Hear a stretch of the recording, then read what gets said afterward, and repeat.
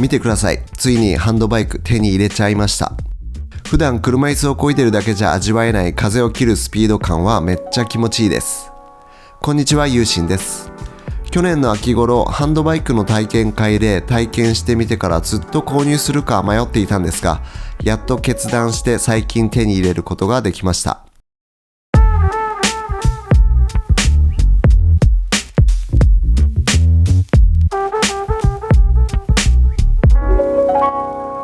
車椅子ユーザーになってから何かスポーツや運動を楽しめないかなってずっと思っていたんですが、車椅子スポーツで何か自分の中でしっくりくるものがなくて、いろいろモヤモヤしていました。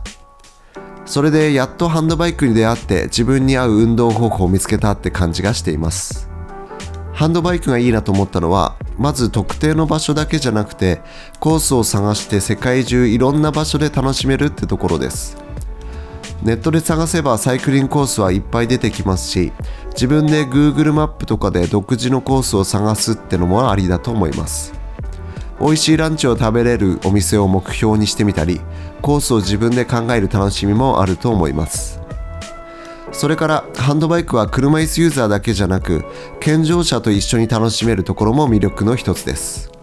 車椅子でするスポーツってなると大体車椅子ユーザー同士で集まってするものが多いんですが、ハンドバイクなら一般のサイクリストと一緒に楽しめるので、一緒に楽しむ人を探すのにも難しくないです。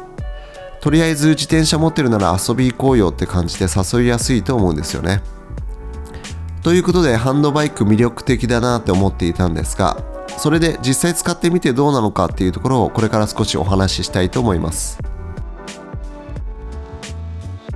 僕が購入したハンドバイクはシュトリッカーというドイツメーカーの電動アシストタイプリポスマートというモデルです。クッションや車椅子関係のパーツを扱っている株式会社テレウスさんで販売しています。僕は頸髄損傷で握力もなく三頭筋も全く効かないので、アシスト付きの方がいいっていうアドバイスをいただいたのでこれにしたんですが、本当に使ってみてアシストがないと上り坂とか絶対無理だなって感じているので、これで良かったなって思ってます。それで購入する前に不安だった点が2つあったんですが、まず1つ目は車体の重量がアシスト付きなので結構重くて20キロ弱ほどあるので、車に積み込んだりするところなのでちゃんと管理できるのかっていうところです。結局僕の障害程度では自分で車に積み込むことなど到底無理だったんですが、そこは同居している父に今のところお願いしています。正直健常者でも女性だと積み込むのは大変なんじゃないかなって感じです。それから大きさも結構大きいので積み込む時に工夫が必要で、僕のスバルアウトバックで後部座席を倒してギリギリでした。ということで結局一人で車に乗せてどこかに出かけて楽しむってことはできないんですが、でも一緒に楽しむ人がいた方がより一層楽しめると思うので、どこかに出かけるときは誰かを誘っていきたいなと思っています。それからもう一つ不安だったことは操作する部分で、僕は頸髄損傷で握力も腕を伸ばす三頭筋もないので、これで本当に漕ぐことができるのかっていうところが不安でした。体験会の時に一応は操作できていたんですが、平坦な場所だけだったので、上りとかはそこまで走っていなかったので大丈夫かなって思っていました。まずグリップの部分については一応握力がない人用にはできているんですが、そのままだと力を入れて漕いでると手が抜けてしまうので、右手だけアクティブハンズっていう、これもまたテレウスさんで販売されているものでしっかり固定することにしました。そうすることで力を入れても手が抜けずにスムーズに漕ぐことができています。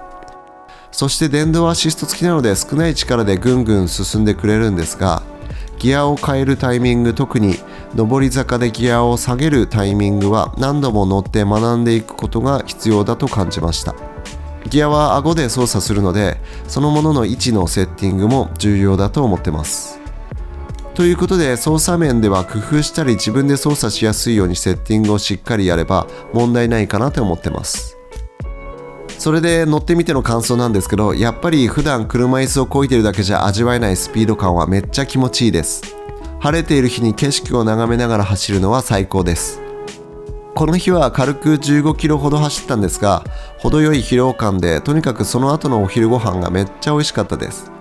いつかハンドバイクで軽く走って、その後真っ昼間から生ビールぐいぐい飲む贅沢を思いついたので、いつか実現したいと思っています。ということで、車椅子ユーザーの皆さん、ハンドバイクめっちゃ良さそうです。ぜひ手に入れて一緒に楽しみませんか？それからハンドバイクすでにやられている方、コースの情報やイベント等のお誘いお待ちしています。それでは今回はこれで終わり、また次の動画でお会いしましょう。本日ものんびり車椅子漕いでいきたいと思います。